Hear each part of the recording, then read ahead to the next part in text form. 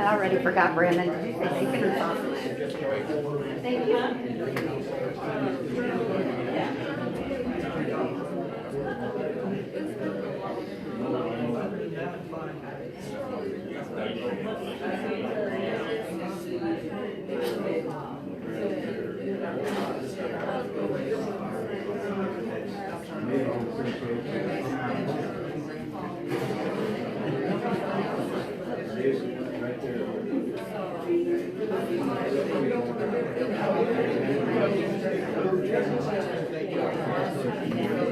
Good morning, everybody. Good morning. Good morning. Good morning. We will go ahead and get started. If you still have food, please continue to eat. So we've got a really short agenda for the most part. It leaves a lot of time for Q&A today if you have any questions. So we've got two guests this morning. We'll get started off with our report from our fire department. And then we'll move into our next presentation.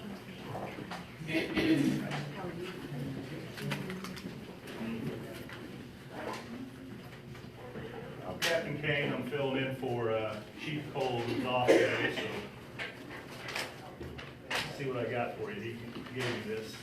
Just pretty much totals for District 1 for last month. We made 523 calls in this area. Of those, 465 were metro calls, and 20 were fires, and 38 were other type of alarms. Biggest fire was at, fire loss, I should say, was at 3010 East 24th, and that was about $20,000 to the structure. So, and that's all he left me, so if you guys got any questions, I'd be more than happy to try to answer.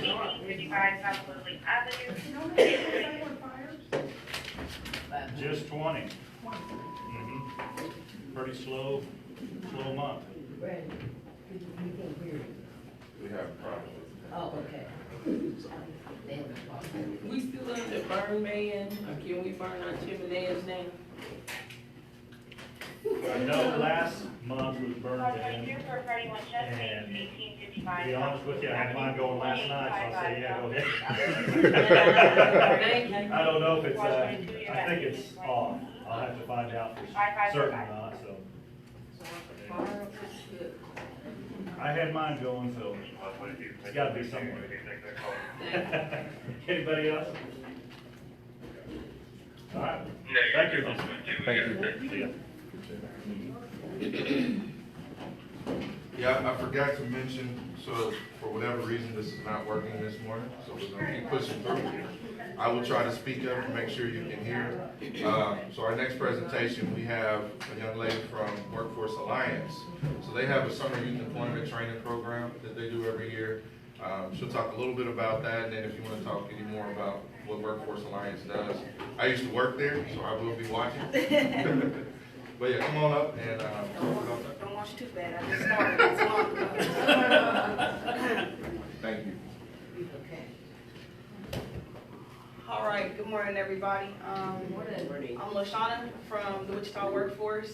For those of you guys that don't know what it is, it's a center located off the 21st and Amadon. It's for job research, veteran programs, and all the above. I work in the youth program, so this summer we have quite a few opportunities for youth ages 16 to 21.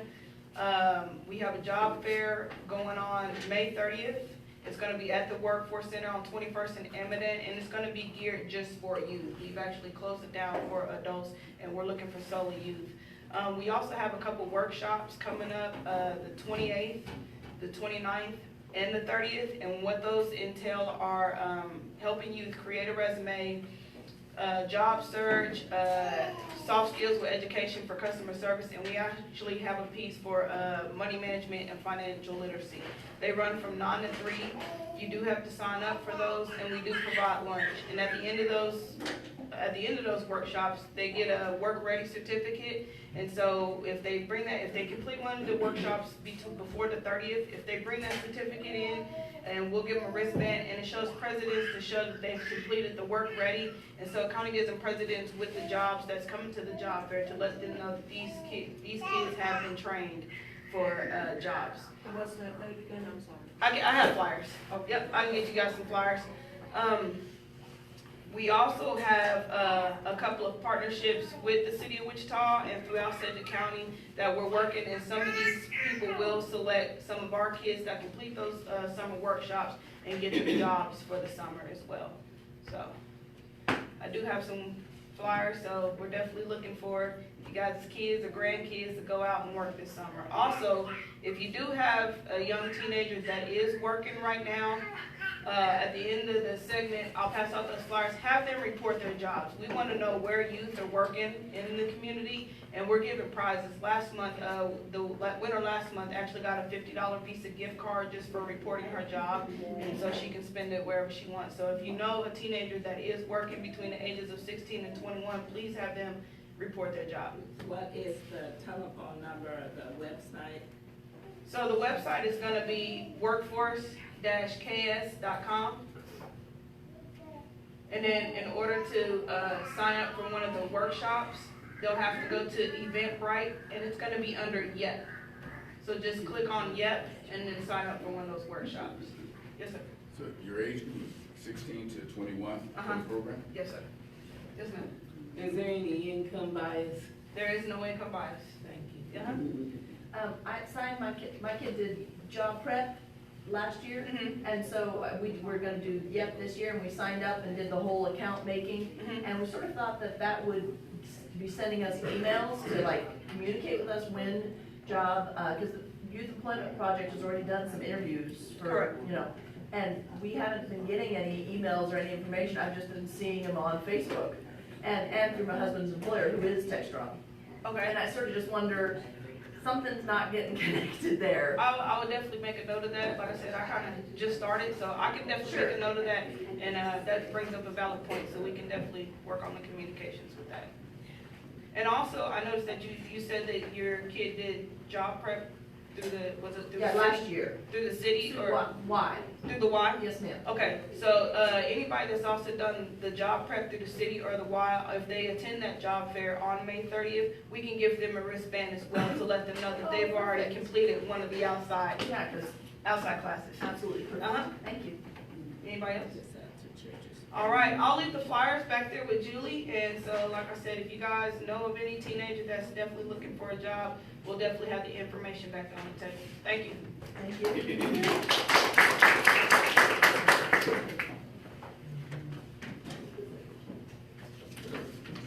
All right. Well, I hope everyone's morning is doing well. So I've got a few updates from the last time I talked to you about Public Works, our roads. Just got an update yesterday, so 45th and Hillside should be complete next week or the week after. So all of the railroad work is done. And as you know, the road had been lifted up a little bit, but anyone going to Heights or going out to Wilbur, all of that should be cleared up by the end of the school year. But at least over summer and next school year it'll be done. 9th Street, as you have seen, is done mostly. The art has not been completed yet, so the one bus stop is done. The symbols have not been stamped into the concrete yet, but all of the major construction is done. The road is paved, the bike walk path on the south side is done, the sidewalks are done on the north side. The placeholder for the mural is up closer to Hillside. If you look, part of it has been started, hasn't been completed yet. And then that piece around, I think that's Minnesota. Yeah, Minnesota. That will be done here pretty soon as well. We are still having some challenges with getting the pillars painted. KDOT made a new policy that stopped that throughout the state. And I know some people in higher places, so I called some of those folks. We're bringing the secretary down at the end of this month to try to make sure that that piece of it actually happens. And then there was a bigger project that I had been trying to work on with some young people under the highway. So we're gonna present both of those to the secretary of KDOT, and hopefully we can get some form of waiver, or they retake into consideration the policy that they made that stops any type of painting of the pillars. And a lot of the concern was safety, but there's no real safety hazard right there off of 9th Street, and anywhere along that mostly is a bike path, walk path, so there's no real safety concerns. It won't distract traffic.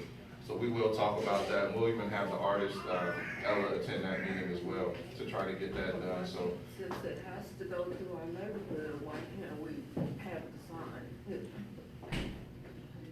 You know what I'm saying? Since the pillar has to go down through our neighborhood anyway, you know, why can we not utilize it? we are saving that argument to have a face-to-face conversation. But over the phone, we talked about safety and how it wasn't a real concern, and the design was being fine in the neighborhood anyway, a real connection to the Dunbar Art District anyway. Ms. Wilson? Why you got KDOT here? Talking about that 15th Street Bridge and free up about $2.5 million.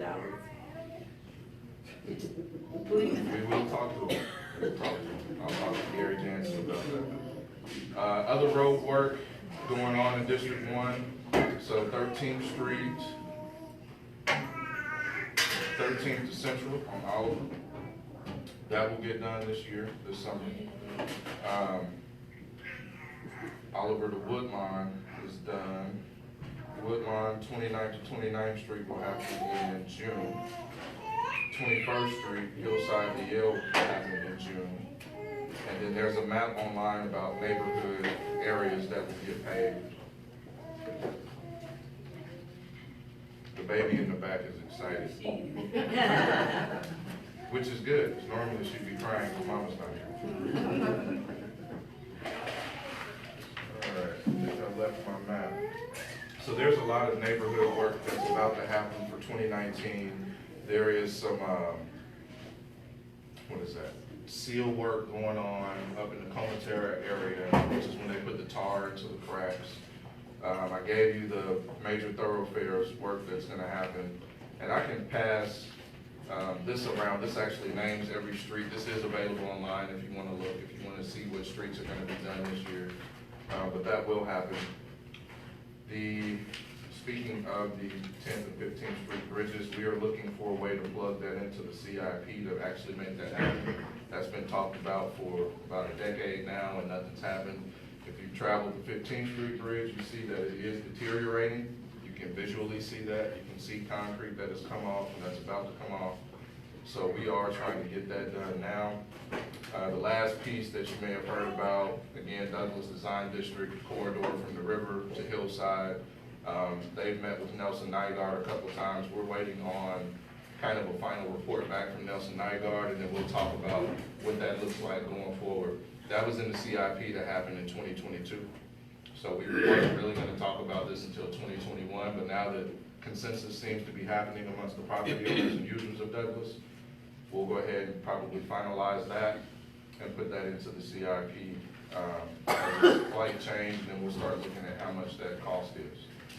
Any questions on that? Yeah, but I thought they said on the 15th Street Bridge, they was gonna leave that, they was gonna fix that, to keep it from closing off that neighborhood. But they did change their mind. No, I mean, it's just in terrible shape, so no matter what, that bridge is gonna have to come down. So the question will be, do we rebuild a vehicular bridge or a pedestrian bridge? Oh, okay. And right now, there's no money programmed in the CIP, so if we did 2 pedestrian bridges, it's 1.3 million. If we tried to make that a vehicular bridge and keep a pedestrian bridge at 10th Street, that's $2.4 million.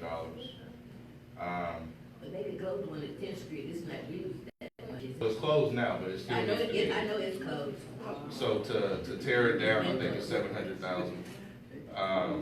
But then the 15th Street Bridge is the question there, where can we plug that in CIP wise to get that? The vehicular bridge costs a lot more, of course.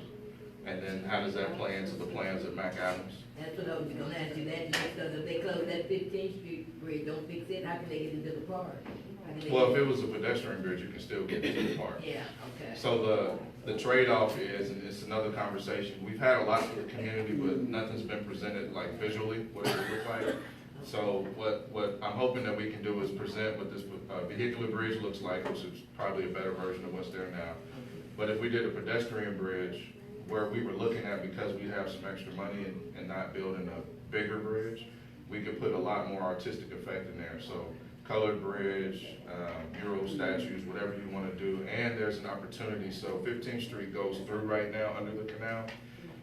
One of the designs we were looking at would actually loop 15th Street through the rest of the park, so it'd give you more access around the park. So we have to look at what all of that looks like, present it to the community, see what everybody thinks about it. But, I mean, when you think about it, we are saving the pool, so what does that look like if we loop it around? So it's a bigger conversation. We have a McAdams committee right now. We haven't met in 2 months because some of the students that are working with Ella, they were doing their projects, but that committee is looking at how do we master plan McAdams, because it's kind of piecemeal. It's a great park, it's really big, but things are just kind of plopped in certain areas. So if we master plan it, what does that look like? Where can a rec center move to? What would we do with the tennis courts, the basketball courts, all of that? If we could upgrade football on the south end and that baseball field, those could be anchors on the south side of the park, but they both need major upgrades. So those are things we're definitely talking about right now. Ms. Wilson. Keep in mind, they're gonna close off 17th from I-35 to Washington to make it a 3-lane street, which means that road will be unusable for like 6 months to a year while they do that. And that gives us more opportunity to use the 15th Street Bridge, which they're saying is not being used by enough people. So at this point, it should be part of the conversation. So that won't happen at the same time. 17th Street construction will start sometime next spring. And it's working in phases because it's from the bridge, 135 down the Broadway. So to Wabash will happen first. And then after that, Wabash going forward, so people still have access from 17th Street. We wouldn't do any work on the 15th Street Bridge while that's going on anyway, because that completely closes off the north end of the park. And that would be a great time for them to do a traffic study while that's closed off between I-35 and. That would be manipulating. We gotta do what we gotta do to get the numbers. Okay, that's all I'm saying. Trish? When you're talking about, sorry, I was back there a little bit, but when you're talking about Douglas and the 3-lane thing, one of the things that I know you know about, but I want to say out loud, is East High. And the fact that they park all their buses on Douglas, coming and going in the mornings. And Reverie Coffee owner and I were at that meeting and hashing about parents who also park in the neighborhood on the other side of Douglas. And so you've got a bunch of teenagers, you know, wonderful, amazing teenagers like my kids, who maybe don't have everything all wired yet, and we're dashing across Douglas. Oh, yeah. And 3 lanes will help that, but was sort of thinking with the principal and with the city, and is there a way that we can actually maybe make a U-turn in their lawn for all those buses to line up, and maybe even a parent lane, so that it's all on. So if the school district wants to give up that much property for that, that'd be great. Well, but it's But we also are- city and curb cuts and costs and stuff like, I mean, it's Yeah, but it's together, digging right? into their property. So staff Oh, is yeah. going back to meet with them. Yeah, absolutely. Our engineers are meeting with the principal, and I think the district, some district engineers as well, to see if there's some compromise we can make on that. Yeah, perfect. I just wanted, if anybody else has thoughts or input or, heard of things, this is a good time to get out the information. Yeah. So we're definitely going back to talk to them about that. We've got a good partnership with the district. I have a bi-monthly meeting with the superintendent. The city and the school district meet monthly, like engineering staff, to make sure we know all the construction stuff going on so we can coordinate. So that all started with Councilwoman Williams. She kind of started that monthly meeting, so that's been really good. And just continuing to talk to the superintendent has been beneficial as well. Was that? Yeah, they were surprised by the 3-lane thing, and I guess that's. Oh, let me tell you, we all were surprised by the Okay. 3 lane. Okay. I have been meeting with property owners on Douglas for 3 months, and what I was always told very forcefully was, you will not do 3 lanes, you won't slow down traffic, and I stayed out of the Nelson Nygaard stuff because I didn't want my influence in there, and staff came back, the same people that told me that, and other folks were like, 3 lanes looks great. So I reached out to the city manager and I was like, who's playing with me here? Because, I mean, we kept all the notes from the meeting, like that was a no. And then it became a yes. So for me, if the property owners there who would be mostly impacted are okay with it, most of the people that showed up to the Nelson Nygaard stuff was okay. I've had some complaints about folks who say it'll be bad for traffic and everything, but I mean, it's been great for Delano. Business there just really improved, and it really came from the fact that traffic had slowed down, so you saw the restaurants. People were out walking, which was a benefit to them personally, but every storefront then had this walk-along traffic that you put your vest out in the window front and you walk by and maybe you see a strawberry cake that you've been avoiding, but you go in and get it anyway. So we'll see how that, happens with Douglas, but the thought is really working more together. So from Delano to Hillside, how can we connect all of that and connect to the new stadium? I know Councilmember or Vice Mayor Blue Ball is even looking at bike paths out in District 4. How can they connect to bike paths that get you up to Bel Air? And we really want to be able to get on one bike path in North Wichita or South Wichita and get to some other town. Maybe you can get all the way to Derby on a bike path. So that's something that we've been thinking about. How do we connect all the parts of town that we have here in the city? Outside of that, Tuesday, we have, and I forgot the title of it, but basically working with pawn shops. We'll be discussing changing the ordinance to where pawn shops report electronically what's going on. So if you pawn a phone that you found today at breakfast, it'll go into this system nationally and get reported as stolen, and then they'll have your ID, name and stuff, and officers can come, hey, you turned in this phone that's not yours. So it was a system. We had a lot of questions about it at our last council meeting.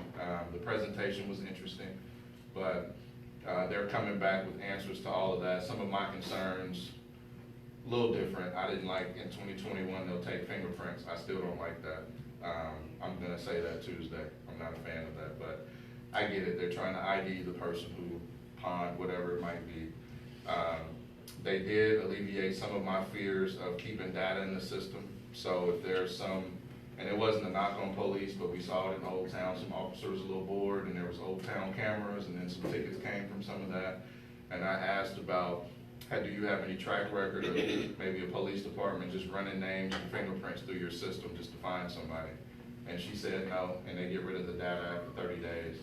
So I'm gonna ask again to make sure that answer doesn't change, but we will ask about that.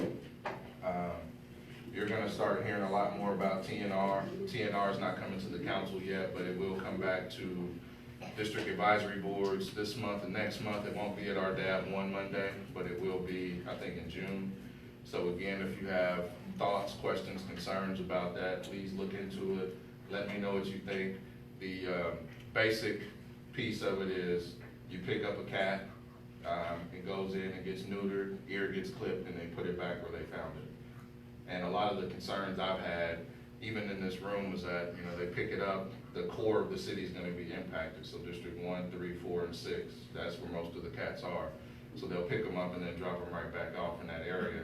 We're not really helping in that situation as far as removal, but over time, the thought process is that it will, because they'll die off, but they'll be taken care of, they'll be neutered, they can't reproduce. So at this point, I'm still listening to everybody, but research, ask questions. I think it'll be a dab in June, so come here and ask questions, get your questions answered.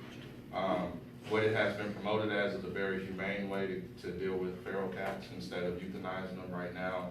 Our numbers have dropped because of partnerships. We've got a lot of great partners, can't remember all their names, but they take care of those cats. We have some folks that have cat colonies that feed them and take care of them. So again, research, and then let's talk about what you've researched, what's coming before us, and what that ordinance looks like.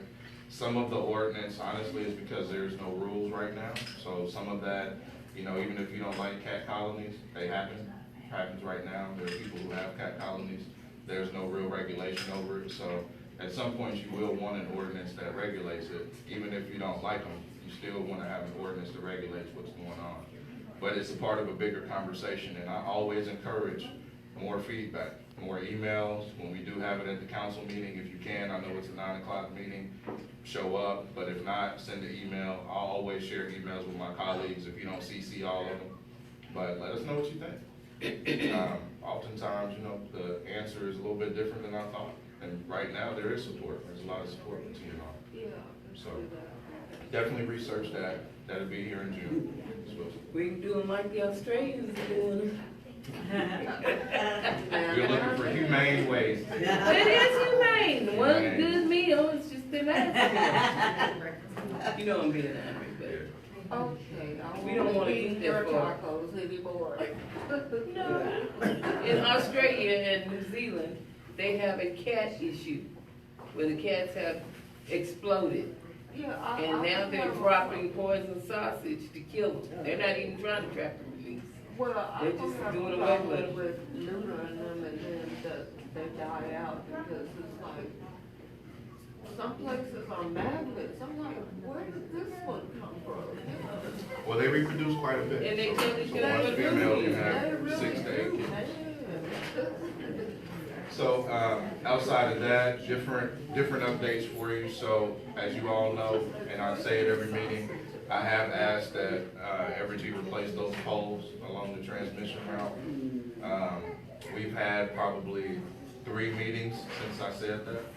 I've got another one on Monday, but we continue to talk about replacing poles. And when you look at what I've highlighted, the area 17th and Oliver going east towards Woodlawn, if you drive by there today, what will you see? You'll see a metal pole as an anchor on the corner, and heading back east, you see all wooden poles. And the question is, why couldn't we do that in the neighborhood? Instead of 57 metal poles, many of which are in people's front yards. And as now, I know much more about transmission lines than I ever thought I would or cared to know. If you go from here right now to 13th and Wabash and head south, you'll see a transmission line. Most people don't recognize it because they're wooden poles. And if you go all the way to, I believe that's Murdoch at that point, it's a transmission line. It's a big wooden pole and you've got 3 branches off. That's transmission. It's 65 to 70 feet, I can't tell from the ground, but it's not 105 feet. And I asked a few people in that neighborhood, because I was just driving one day down to City Hall, I had a little time to kill. People outside, I was like, you ever notice this thing up here? No, they're used to a wooden pole. So I think, you know, there's justification to have a wooden pole in those routes.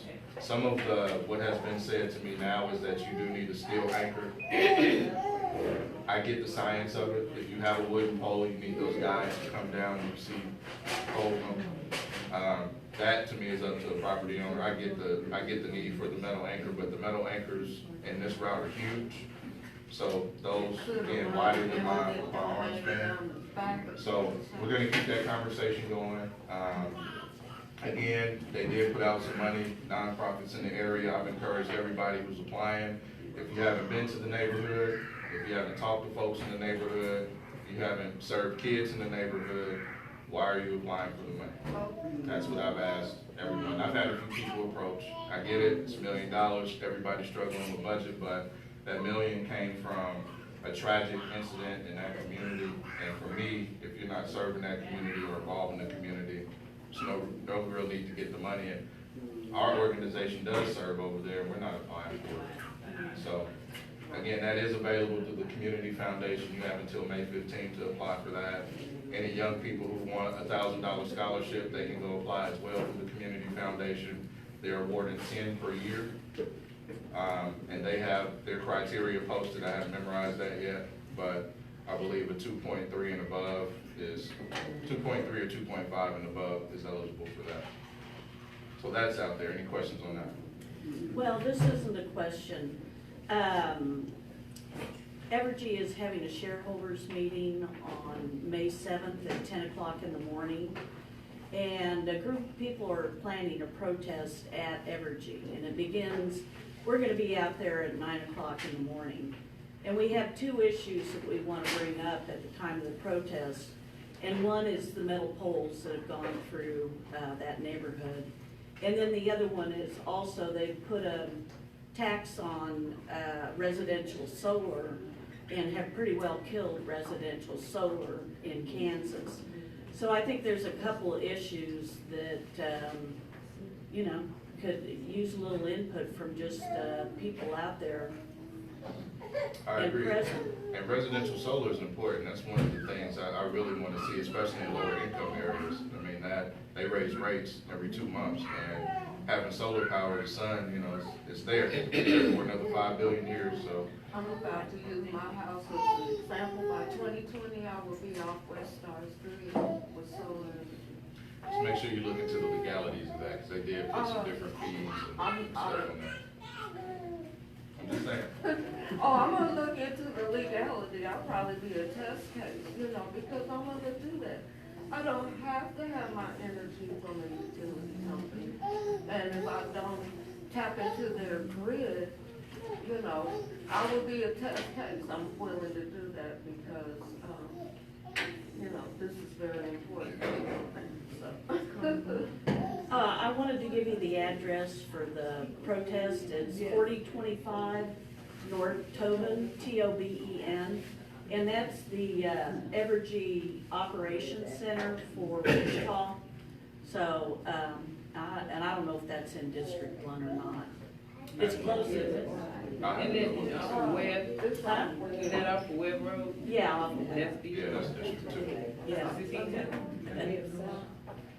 No, it's not. I'll be out there with my son. I'll post some things. Keep in mind, It's Tuesday morning. It's just West Star Tuesday morning. It's the KCC I know. 9 that o'clock. runs a lot of these rules and Yeah, regulations. I mean, you That's cannot allowing have the West Star to do what they're utility doing. co-op, you know, but like I said, So, I don't have nothing but time right now to do that. but you wanna know, we need to start at the source.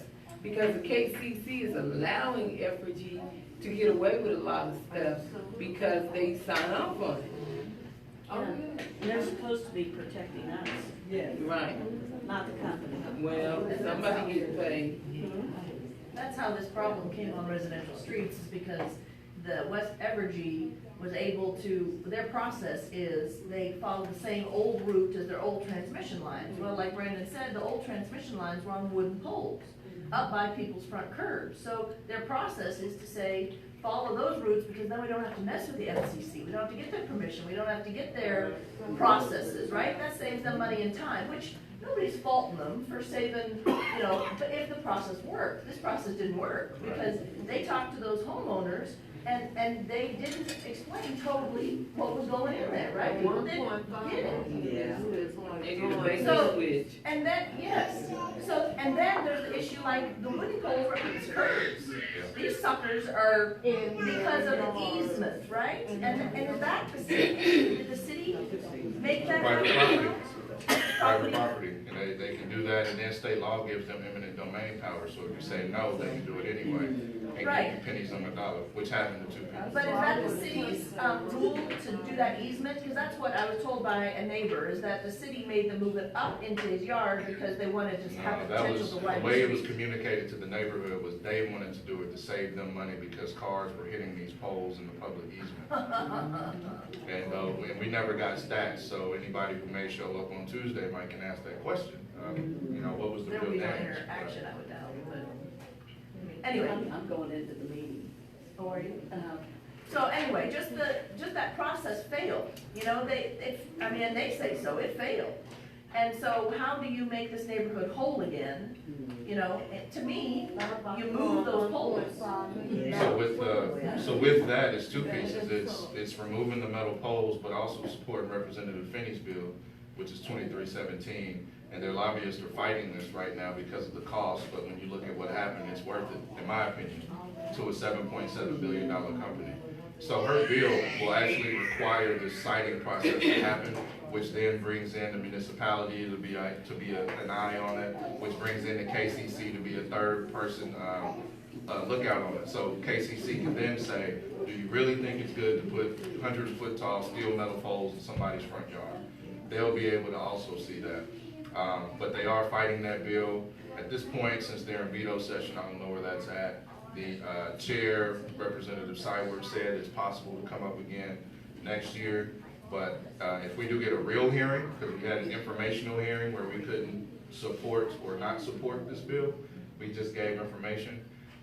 Many on that committee, I think, really wanted to see something happen, but there was not an opportunity because it was an informational hearing. So at this point, we are fighting the lobbyist of a $7.7 billion company. So it's an uphill battle, of course. But if that bill passes, it protects future neighborhoods. If they replace the poles, then they make this neighborhood whole. Mr. Barnes. So what has been the response presently about replacing the metal poles with wooden poles in your conversation? They never looked into that because it was never a thought. You know, they've been saying it for a while, but now they are looking into it. Ms. Radner? What is the neighborhood saying as a whole, not just the people that affected, you know, the poles sitting there? What is the whole neighborhood saying? So the people who've come out and talked to me have basically said to replace the poles. The question always comes up, how can I keep the value of my house with that metal pole right there? So then I asked, so what would you recommend us do? Do you want trees around it? Do you want flowers around it? Or do you want a wooden pole? And I'd rather have a wooden pole. And some other folks are just mad about it and just wish they took a different route. Right now, I wish they would take a different route. I don't know that they go and do that, but if they kept the same transmission route and just used wooden poles, that didn't seem to be a real issue early on when they were out going into people's private property, because we do have a garden there. So I would ask people, you know, what do you think? And it was, I don't really care to have it, but it's not a big deal because they looked at the wooden pole that they had and it was just a few feet. But the steel poles, they love to see those gone. I've had other people that just say, you know, even if they went and bought me out, how are they gonna pay off my mortgage? Give me enough money to them and pay off this other house, because right now they're paying whatever the amount is. Will it be more or less? There are some people. So even with relocation, there are some struggles there. That are underwater, and then their property values have been devalued somewhere around $3,000.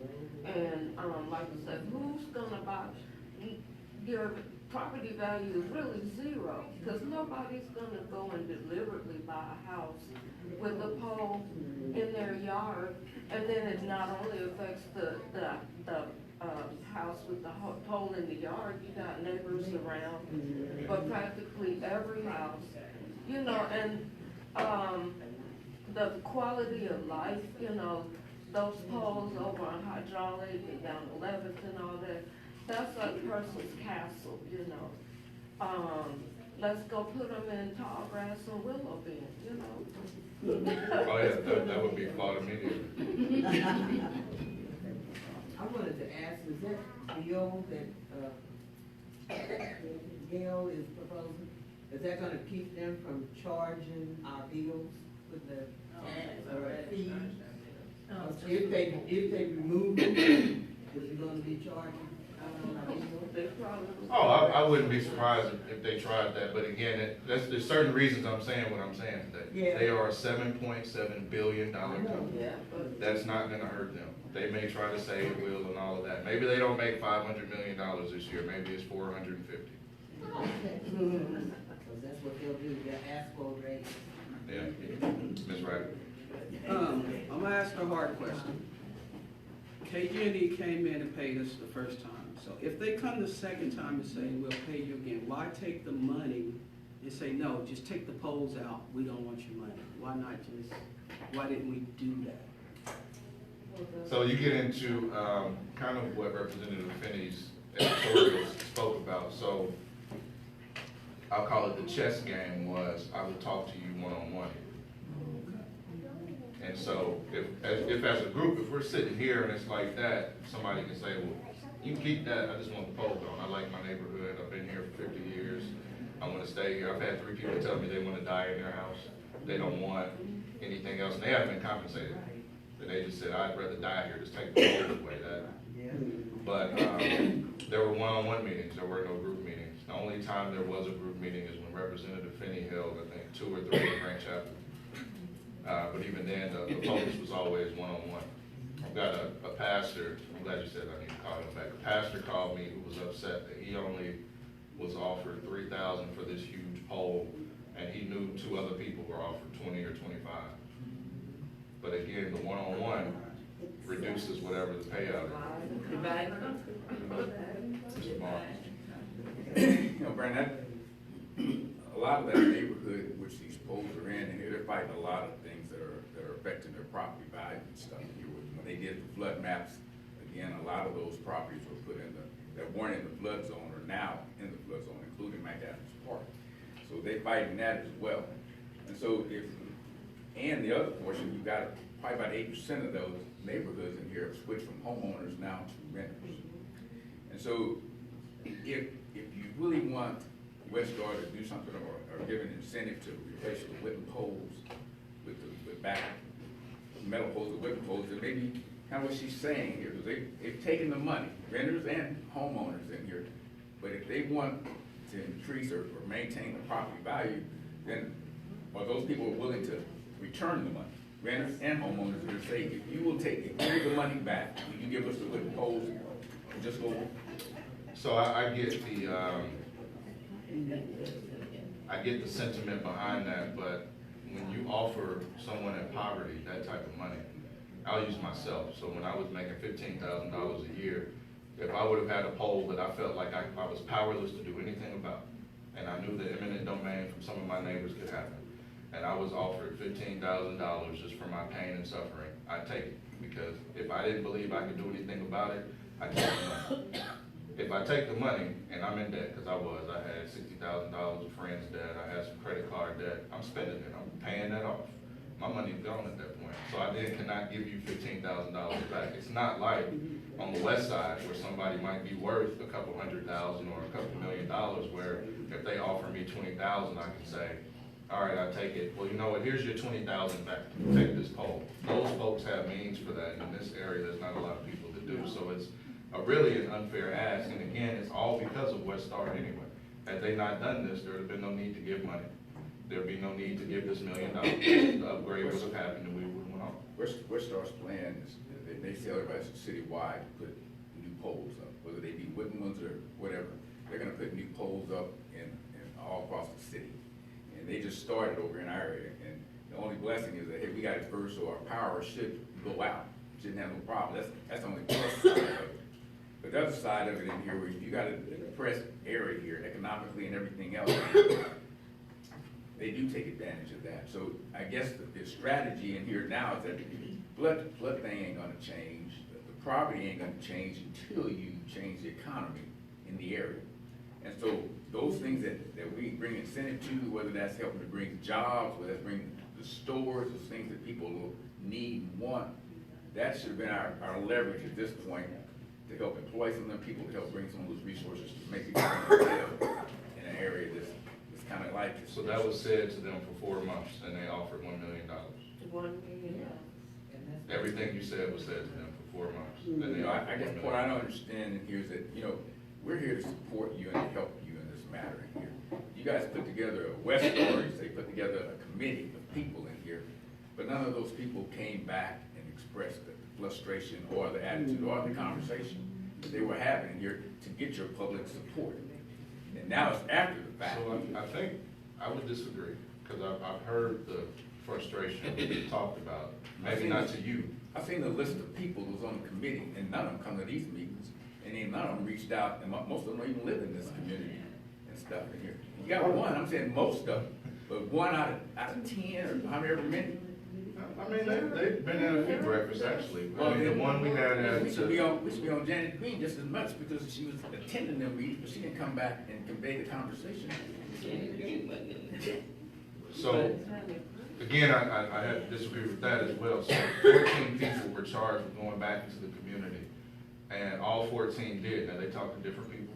Different people knew about it. They all had a list of folks they talked to. Those people knew that they were coming. Every door I went to, I said I was here because West Star wanted to know what you cared about and what you wanted to see in the community. So people heard that. As those ideas were gathered back and given to West Star, it was up to them to figure out the feasibility of what they wanted to do. A lot of what was presented to them was in the millions, whether it was rebuilding the whole Dunbar district, whether it was money to build more houses like Habitat, whether it was a jobs fund where we could get entrepreneurs and all of that. These things were all presented to them, and they said, what we're gonna do is give you $1 million. And here you go. Here's the community foundation. Our committee accepted that. The committee said, and we said at the meeting, it's not enough. And then we were said, this is what we're gonna do. And a stack of ones beat a stack of none. I'm just saying. To some people. Ms. Wilson. But keep in mind, we did come out and ask people. At my neighborhood meeting, which was directly impacted, A. Price Woodard and Murdoch Neighborhood Association, we did ask the question, what would you like to see in this community? People looked at me like I had teeth growing out of my forehead. I said, now's the time to speak up or forever hold your peace. Half the problem is people don't even come to their neighborhood meetings. And secondly, West Star for 2 years came to the dabs and told us, well, West Star messed up was what they showed us and what they did was 2 different things. They did a bait and switch. Yes. They said, these are what the poles are gonna look like. And then we got the big metal poles, the little shiny ornaments. And you know, we didn't even get the iodized poles. It probably would've gone down better than what we got. So at this point, you can't blame the people, the group of 14, because everything you're saying was already said at the table. Okay? So keep in mind, they were fighting for the neighborhood. You know, we didn't hear about it until after the fact when they. There were some things we weren't able to tell because we were under the guidance of do not take what you heard today out and disperse it until we get it finalized. So we were even obligated not to even bring, because once we came out and questioned what you wanted to see, we were told, please do not go out and discuss this because you say we agree, but if we came and told you misinformation, then you would be mad at us when you said this is this and that is that, and that ain't what y'all got. Ms. Wilson, yes and no to that. Some of the people on the board, possibly, I don't want to get into the issue, No. some of the people on the board maybe should have resigned because their interest wasn't the people. That's the only thing, but what happened is the board did come to certain people in the community. I know for a fact because I was handed out a sheet and I filled it out. So yes and no, but just remember the people that came there have a representation of the people. And they have to understand that, and they should have made that point square. But at the same time, we got the value out of it, but yet there's still more that can be done. Right, and then, you know what? You can never buy your way out of poverty. Just keep that in mind. You will never buy your way out of poverty.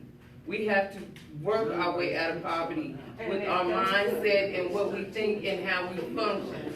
$1 million, if I gave you $1 million today, if you didn't know what to do with it, tomorrow you'd be broke.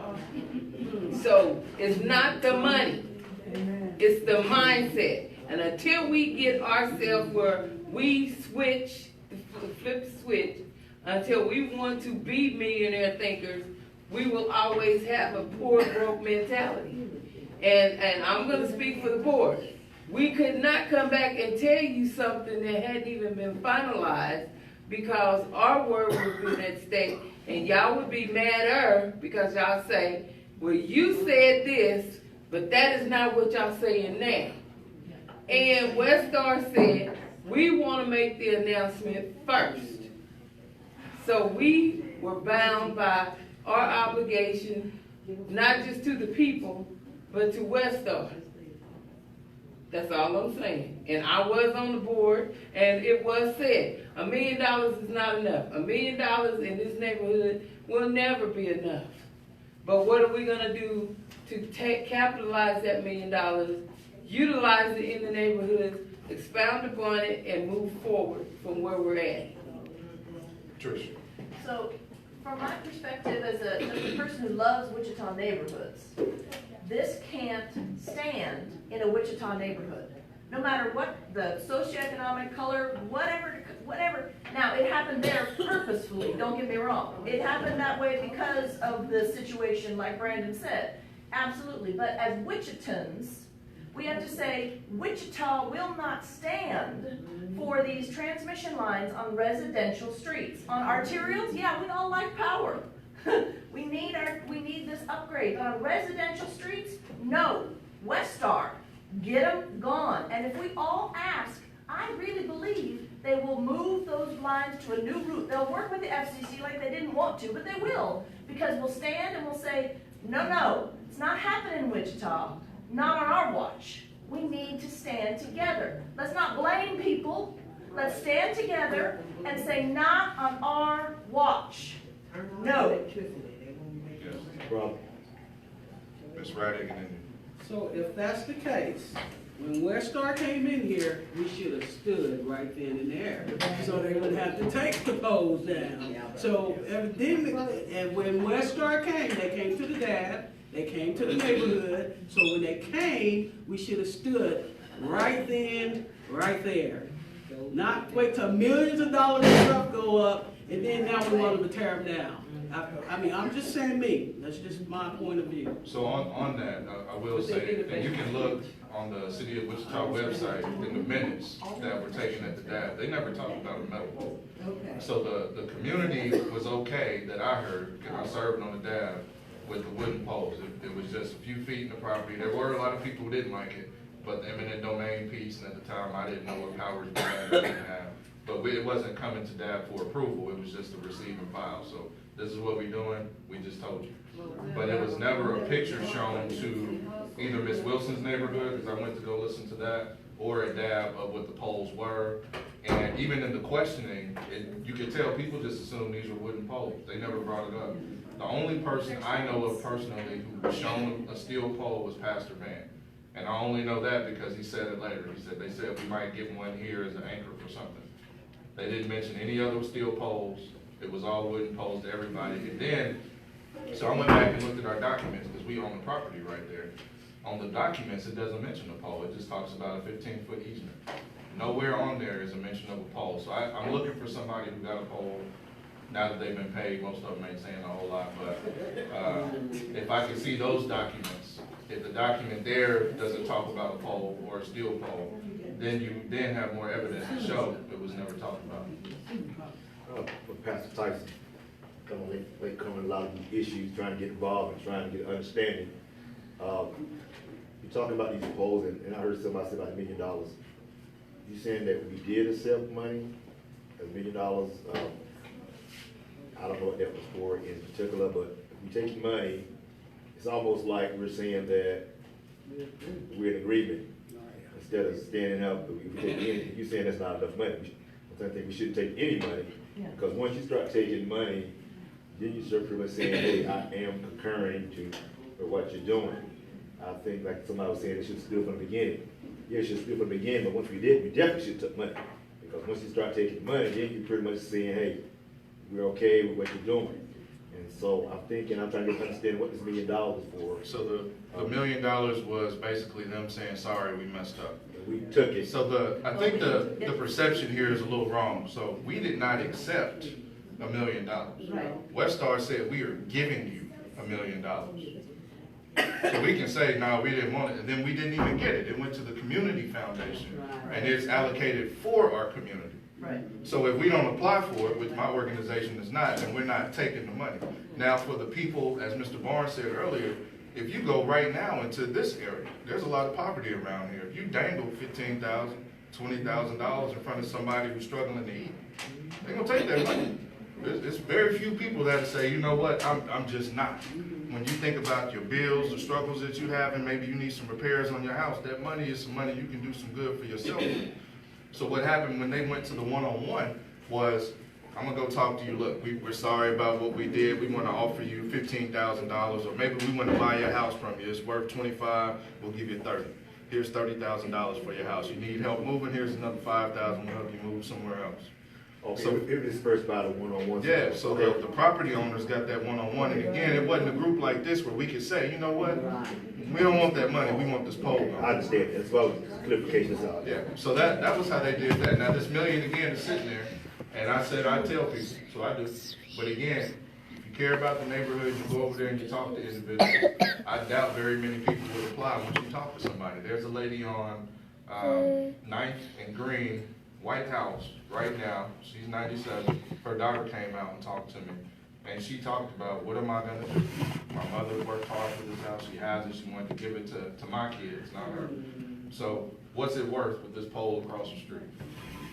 So then I brought up the $1 million, well, you know, the $1 million out there, what's that gonna do for me? I can't give it to my kids. They have to go, it's not a non-profit. So I think when people get out and talk to the community, when you see these poles, a lot of people that criticize it hadn't been over there. There's 2 porches now, houses that are bought out. I go sit on those porches once every 2 weeks and just look at the neighborhood. I invite anybody who's criticized online, I invite them, come sit on this porch and then talk about this neighborhood again. Talk about how you can live with this in your front yard. Sit on this porch.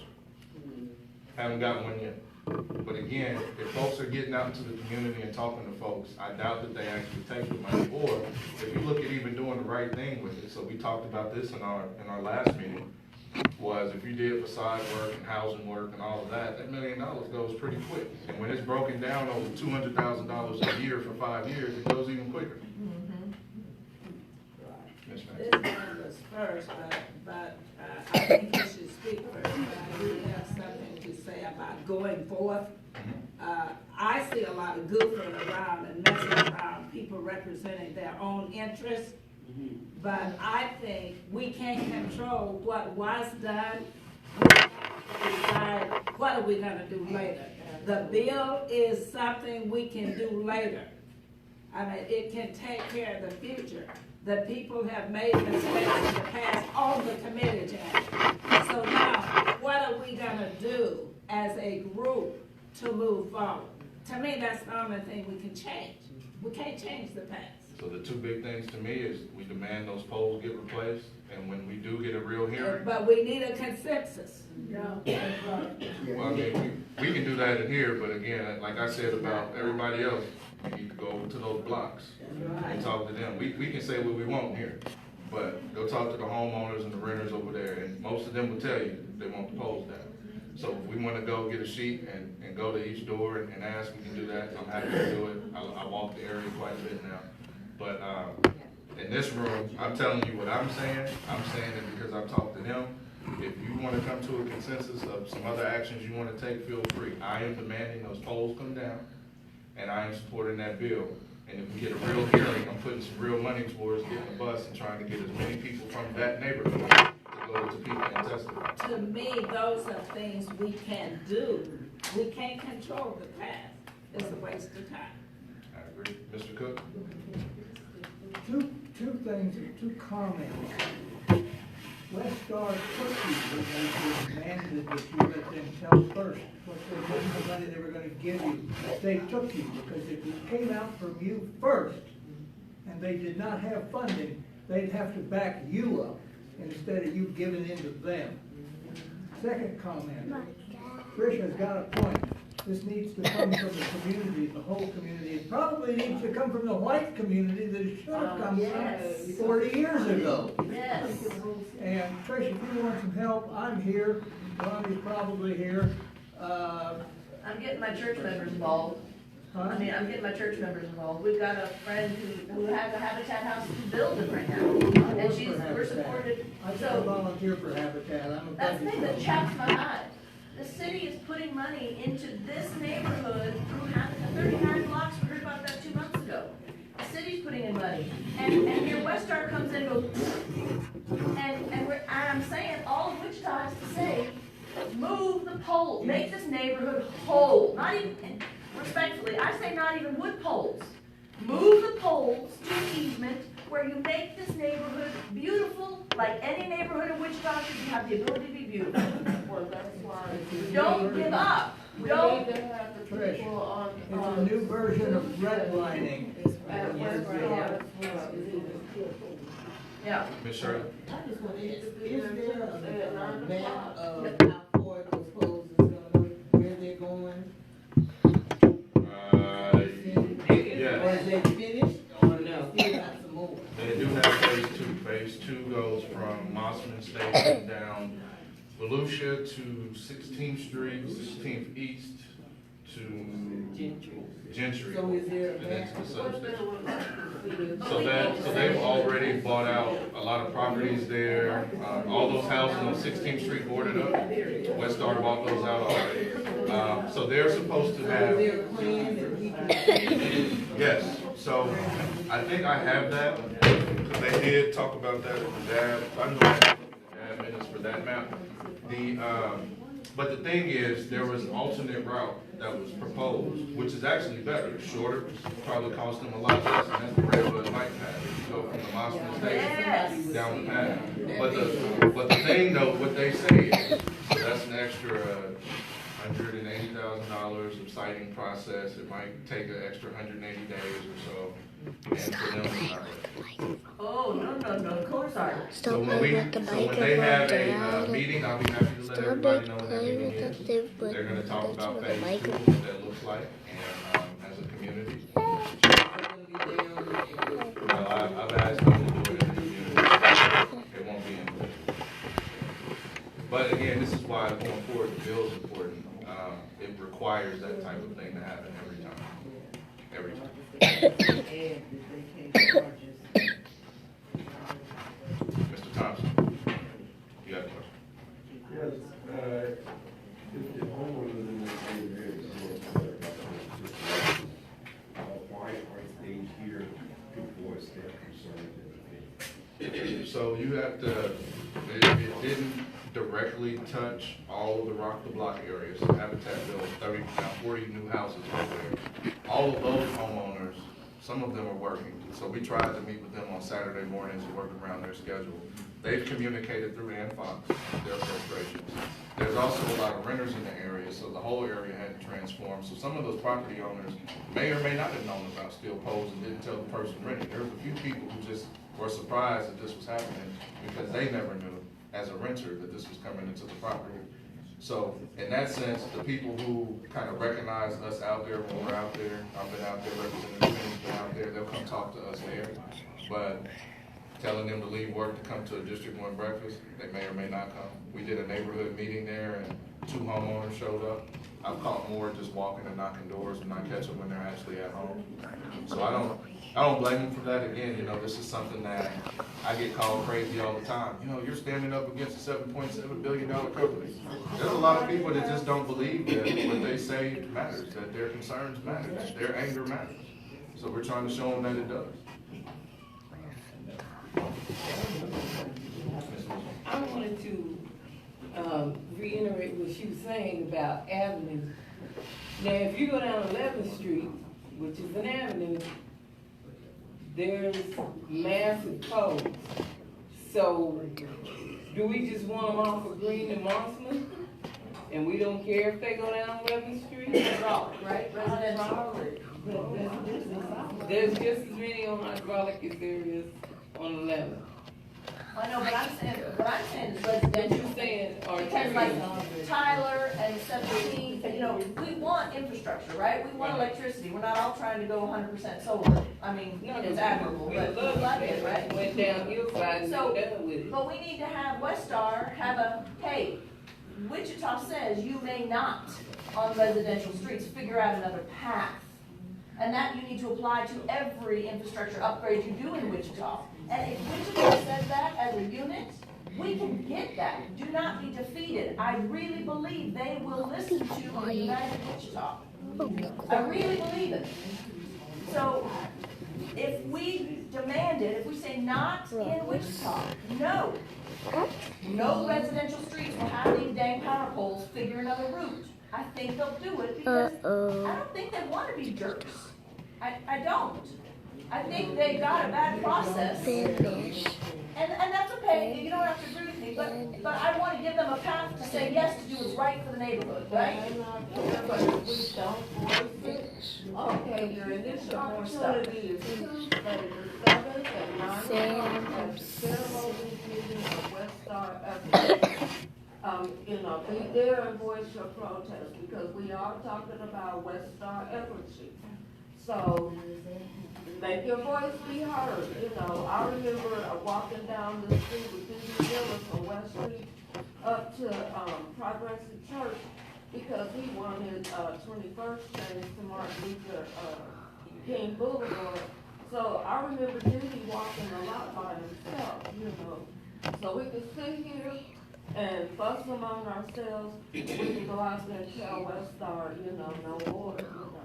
And I do want to add, I forgot to mention this earlier, because it was said that this should have kind of happened in the beginning. So we all who have smartphones, we have this thing called Google. Google what happened, and you'll see something from September 6th. My first phone call about this was in mid-August. So an article on September 6th talked about what happened up until that point. As soon as these polls went up, we got phone calls and people were upset. And we called Evergy, they met us out there, they saw it. And we said then, we don't want this. And then started this whole process. So from the beginning, we were saying no. Once we saw these polls, once we got called about what was on 17. Why is that? I have one more thing I forgot to mention earlier, so I'll get that. We still have time. We're talking about conversation. Tuesday, we're gonna talk about the updated Northeast Wichita plan, consolidated plan, which was focused on the area 21st and Oliver, 21st and Hillside, going north to 29th Street. Yeah. So in that was some work that was done with Northeast Heights Neighborhood Association, Crestview Lakes Homeowner Association, kind of about what they want to see zoning wise.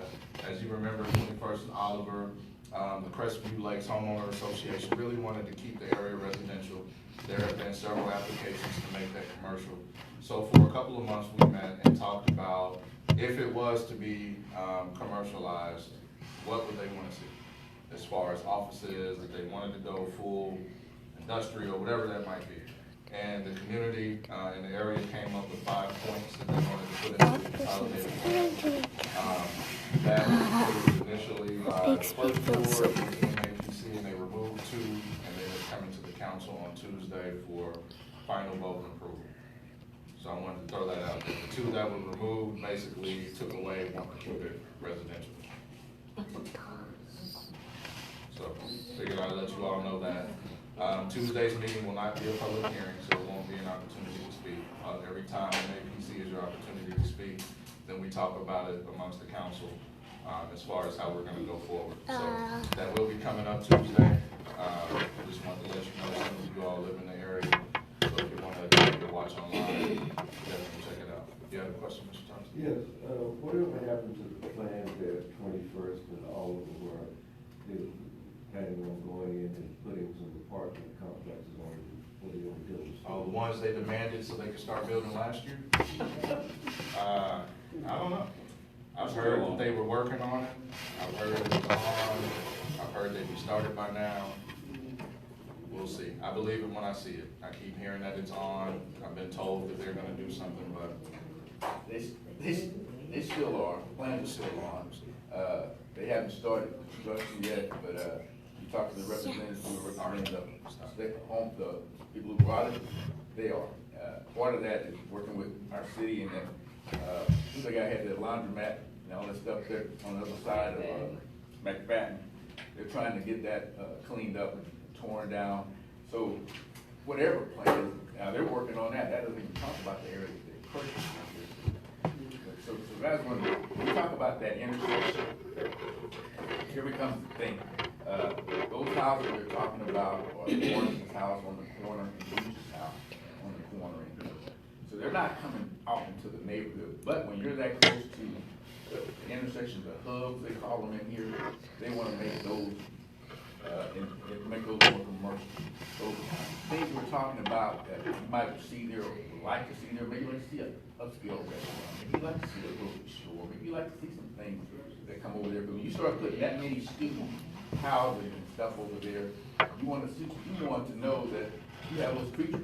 You don't have to drive to Broadway or gotta go where to go somewhere to look for anything. So the things that you encourage, and what I'm saying here, if you don't encourage some economic development and growth and jobs and attraction of the things that people want in here, then it's not gonna happen.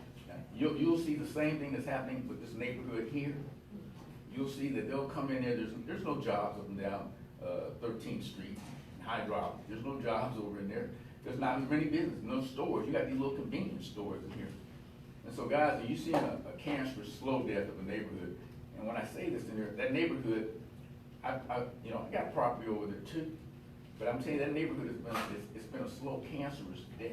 You drive through there, and there, even before the poles came, I got boarded up houses, windows knocked out, tall grass, all this other stuff.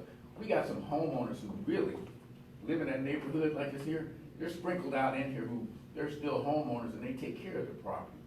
But when I tell you 80% of those that live in there are renters now in here, them landlords ain't putting no more money back into that neighborhood. So you get those boarded up things and those things. So we never held them accountable for the deterioration of our neighborhood as well. So you wove a few things into that. Let me respond. So one, legally, there wasn't a whole lot we could do with landlords and still can't. The bill that got passed out of the committee didn't turn into law yet. So there's still things that stop us from doing work. So let's say there's a blighted house and you get to your third year not paying taxes when we could actually take it and you pay that last year, that extends it. Environmental court goes too far.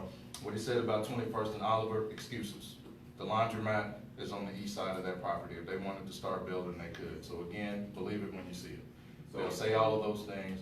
It's true. When we talk about the neighborhood, it's true because he talked about the commercialization. The reason Crestview Lakes Homeowner Association was upset is because those three properties that we're talking about are a part of the homeowners association. That all is neighborhood. If you go to 13th and Woodlawn and you see that fenced in area, it's the same type deal. That community wanted to stay residential. This community wants to stay residential. There's one of the homeowners who wants to turn his property commercial. There's another one who may want to turn his commercial, and then there's a third property that they probably want to make commercial as well. So it is an intrusion into the neighborhood because that is the neighborhood. And that's why there were some issues about it.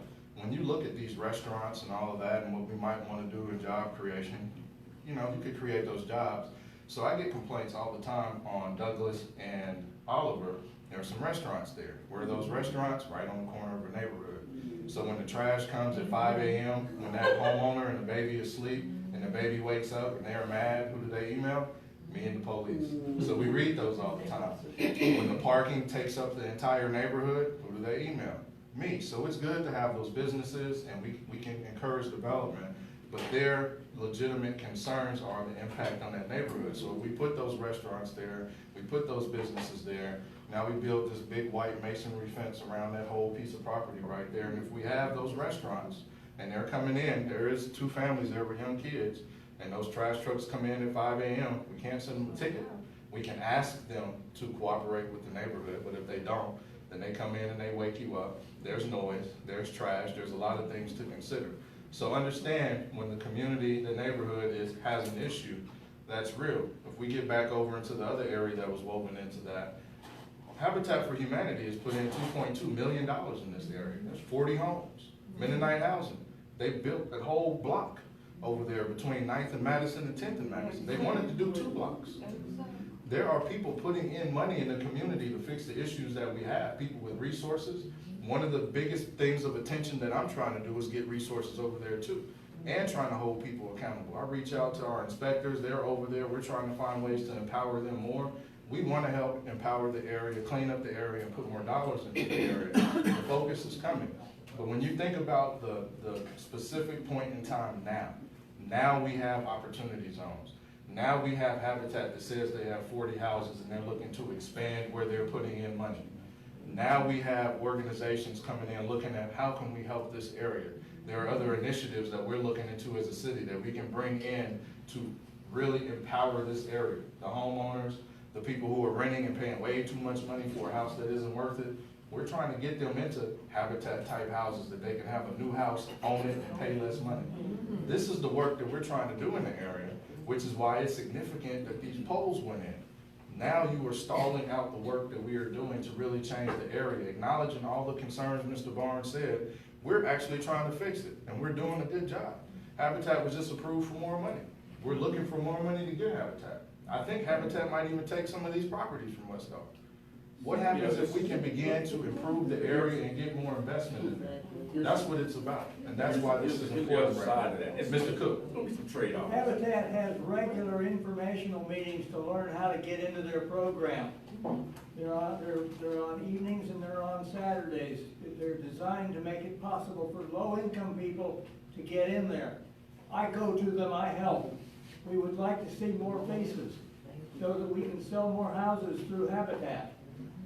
The traffic flow has been off for about 2 months. We're trying to figure out how to improve it. That's part of my job.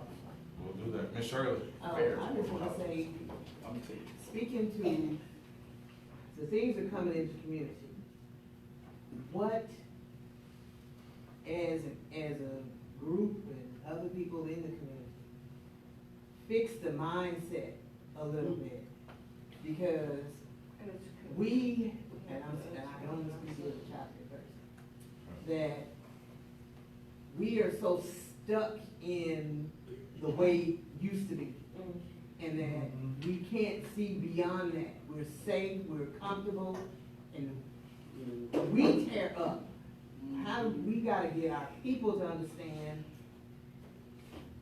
whether it's yours or somebody else's, you have to take care of it. And you can't just tear up people's property. Because years ago, I worked with quite a few of the landlords and owned property and all that. And even not only us, some of we have other people, white people, Asian people, or whoever, they come in here and buy this property cheap, and then they do a little bit, and then they don't charge what the market says and all that kind of stuff. But their whole thing is, I don't want to see the properties look better. I don't want to have to be put in a position to make it look better, because I don't want to pay more taxes. The people tear up my property, you know, and that kind of thing. So this is not a new conversation and stuff. But we gotta, if we can, everybody has to come to the table. If you are an investor, okay, then you get out of the mindset, oh, those people, they just tear up my property. And I'm not only speaking for it's poor people. Right. It's poor people. Tear up my property and stuff. And I'm always telling people, call your landlord. You shouldn't have to fuss with your landlord to fix stuff. Because the landlords already know the condition of the property. And they're not trying to invest. Not all of them, but I'm saying those that keep things looking like they look. Yeah. And I've talked to them personally. Yeah. And then I've got one of these sitting down across the street from me, and a couple of them. But it's about, and you do it block by block. If you're in our block, okay, I'm gonna speak to my neighbor. You know, it's the same thing as why these neighborhood associations was created. I'm gonna speak to my neighbor. If your house needs some help, then let's work together. And this is what Habitat always teaches. And yes, your credit, unfortunately, they don't look at it totally, but they look at it from the standpoint that if it's not free and clear, looking at your credit and whatever else, then your creditors can come in and take your stuff. So you have to get it in place.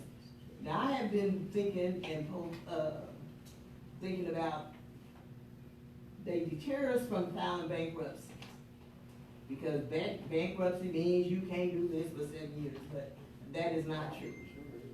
Because you can file bankruptcy and clear your thing, and these creditor people who are greedy, they will come and they'll give you stuff just to put you back in debt, which is by design. So if we can even do that, So that's a big part of what we wanna do, is the education piece, teach you how to be good tenants as well as look at the folks who aren't taking care of their properties. And if we can work together, and that's the goal, we'll try to convene some stuff this summer, bring in our inspectors and talk about, these are our current issues and how do we impact it, and bring in partners like Habitat and Mennonite to talk about being the good tenant in the space. But then also help some of the landlords who maybe either don't know, or maybe some of them don't care. These are some cheap things you can do to fix up your property. Here's a place that we go, quality product, it's a little bit cheaper than what you're talking about. We've got volunteers, we can come in, there's ways to do this and work together. and getting our folks to volunteer, that's been a terrible sore thumb that we You know, can't do. Habitat is a really good example. I think people see it, and the big thing is, they have places to go, but, I mean, we can get out and try to knock some doors and say, hey, come learn how to hammer something. Some kid can come, well, 16, you have to be 16 or older, but some teenager can come learn how to hammer or do siding or do some insulation, those types of things. We just have to get out and help. That's one of the things we want to do. As much as I can. Ms. Jackson, I was wanting to talk to you about that. I was saying this is, what the associations are all about, and I had thought about Empower, writing a letter and inviting all the property owners that are not homeowners to come into a workshop with us, Empower, so that we can work together. But also, I need your help also with Arizona, because when they came in there, they made a promise, that they were gonna, hire, I think it was 30 people, because they came into these meetings. They were gonna hire people from the neighborhood, you know, and they have not been good neighbors. I have to give you on them to cut the grass, you know, there were weeds 7 feet tall on the side